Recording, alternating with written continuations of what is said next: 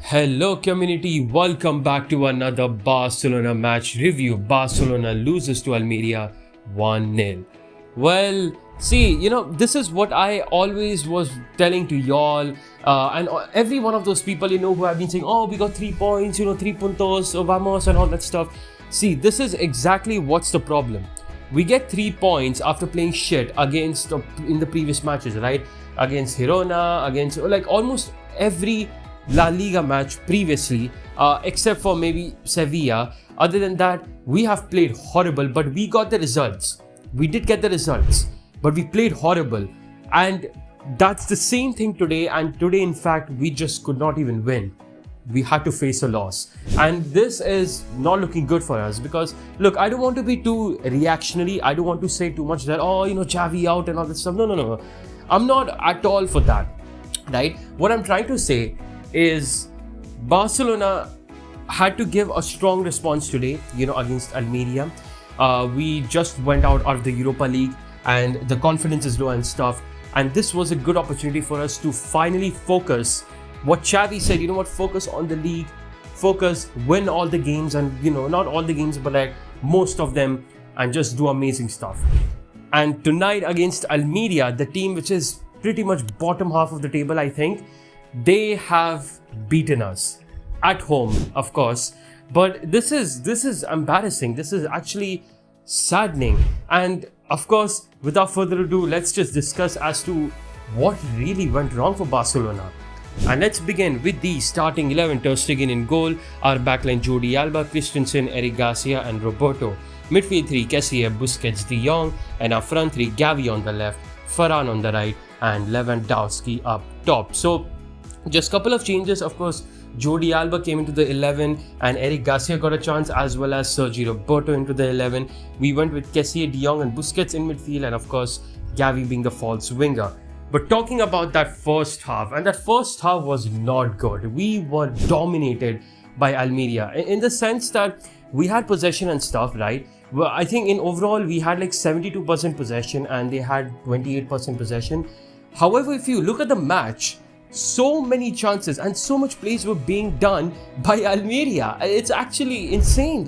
We it's just like that story every single match we have been seeing, having possession, but any effective output, no effective output. And this is actually disturbing. This is what I've been telling y'all for in these match reviews, the La Liga match reviews that I've been making. Except for Sevilla, I think in the previous matches, we have had exactly similar type of performance like this. Actually, this performance is actually much worse than the other matches. Goddamn, that second half, what Xavi just thought in his mind, he went crazy. I'm being for real.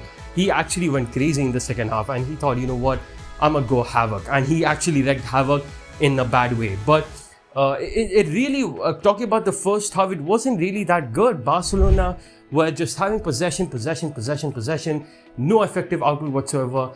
Why? Because we had no creativity. We had no creative output. Creativity is so important in our system. It's honestly unbelievable. And the fact that only Pedri is one of those players who can provide that for us. Of course, Busquets can do as well, but then it's near the final third is where the shit goes real, right? Near the final third, we need the creativity for, of course, creating some big chances. And we just couldn't. We just couldn't in that first half because our midfielders were Kessie and Roberto. Roberto was more so like an inverted. Of course, he was a right back, but he was playing more inverted, sometimes staying up wide, giving some crosses, but mostly he used to stay inverted. And Rafinha used to stay overlap and just give crosses, because in this match we did not go with any of those tiki-taka fast-paced football. No, none of that. We went crosses and inshallah. This was insane. We did 47 crosses in this whole match and we completed only 9 of them. Only 9 crosses. And the tactic that Xavi went in the second half, it's just gonna be so depicted, towards how the title of this video is gonna be. It's literally that. The second half was literally what's you guys have seen in the thumbnail, not in the title, I mean. But Almeria was just coming at us. They were with those counter attacks. We were having possession, getting dispossessed, and then after that, Almeria with the counter attacks. They were doing very good in terms of counter attack, and that's what I'll give props on Almeria. Teams like Almeria is, they are prepared enough. They were prepared for this match. They knew what they had to do. They knew that they would struck us on counter attacks, and most importantly, have pacey players, because that's where we struggle today. Their number 9, I think his name is El Bilal. He is very quick. He's rapid, and Almeria just went with that option, long ball towards him, and mostly they were going with their a little bit of a possession style, but at the end, give that long ball to El Bilal and he will run for you. And that exactly happened at first half, as well as Almeria scored the only goal of the match at 24th minute, I think. And this was a long ball towards El Bilal. El Bilal was rapid against Christensen. He could not catch up to him. Ter Stegen was one-on-one against him, could not do it. It was an amazing finish, by the way. You would see many times like Villarreal. I think the match against Villarreal, we had similar situation where there were chances after chances after chances for Villarreal, but they were so unclinical. But this time, El Bilal wasn't unclinical at all. He just banged that shit into the roof net and of course got it 1-0 for Almeria. And first half was, you see, the creativity, the lack of creativity, the lack of intensity. That is another thing. Our pressing today was just not at it today, because we were just not doing well in terms of recovering the ball quick enough and high up top as well. Almeria knew what they had to do in counters. They knew that if in case we don't win the ball high up top, we won't be able to create pressure on them. And we in fact were just not able to. And also, it's the most important part that I think is where we lacked a lot in terms of output, is the creativity. We had no creativity. That is the main point. Kessié, Roberto, they are not creators. You have Rafinha, who's giving crosses constantly, but then you have a defender like Rodrigo Eli of Almeria, who's like a rock, constantly just deflecting, intercepting, clearing crosses from Lewandowski. So how are we going to score? Then? We had some opportunities in the first half, very few, but it just wasn't enough because the defense were absolutely solid of Almeria. They were sitting back, having those 5 players in the box. They were doing their shit. We were going for just crosses. It was not working. And that's just how first half ended. It was absolutely insane.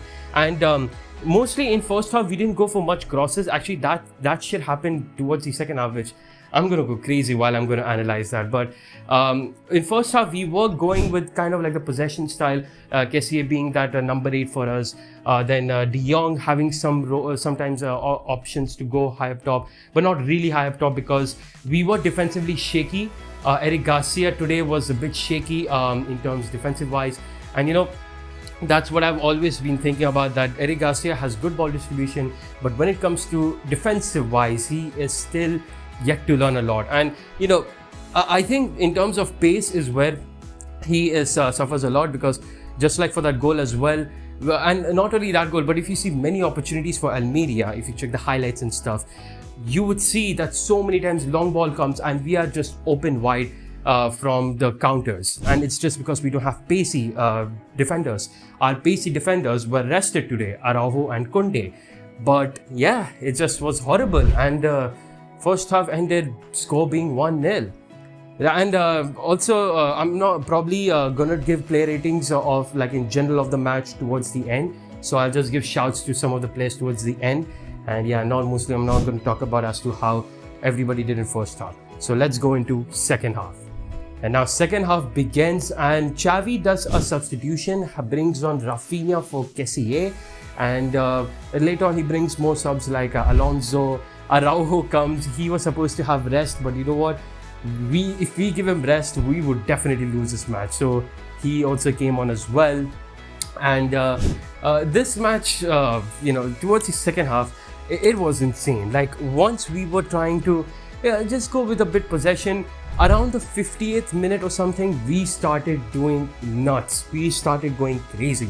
We went with crosses and inshallah, crosses after crosses after crosses, total of 47 crosses. And not only that, guys, we had Ronald Araujo coming in, not as a defender. He was a second striker. He was the second person with Lewandowski in those areas. And you know what? I'll tell you what.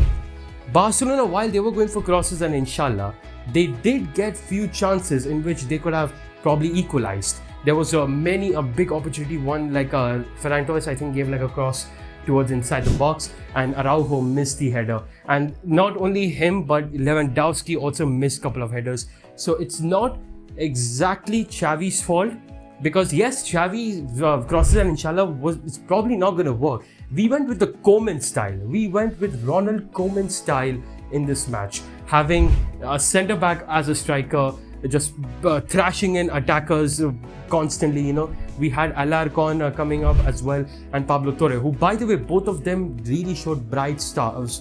You know, I think probably they're the only positive stuff. Maybe you could say a little bit of, I guess, Ferran Torres crossing, but to be honest, his crossing was very inconsistent.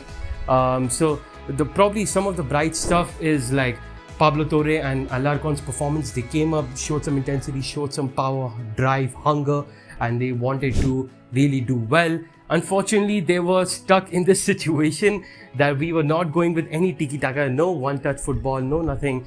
We went with just crosses. And we had some chances. And this is where the player's fault comes, because, you know, Araujo had a couple of chances for headers, Lewandowski had chances for headers, and that's pretty much it. But of course, we did miss them. We did miss those chances. So that's where the things really get unfortunate. And really, it's to be blamed for not only Xavi, but also the players. The players today as well, just not really at it.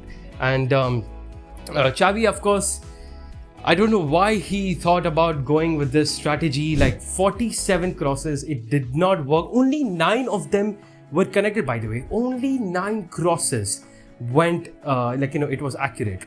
That's crazy. Every else was just bounced away, cleared away. Absolutely crazy, absolute nuts. And I don't know what to say. Like, this was horrific. Like, because we started getting desperate, we started going for crosses. It was Alonso whipping those crosses, Frenkie de Jong, Ferran from the left, Rafinha on the right, whipping those crosses and stuff. It was a mess. It was a mess. Jordi Alba deep side as well, whipping those crosses.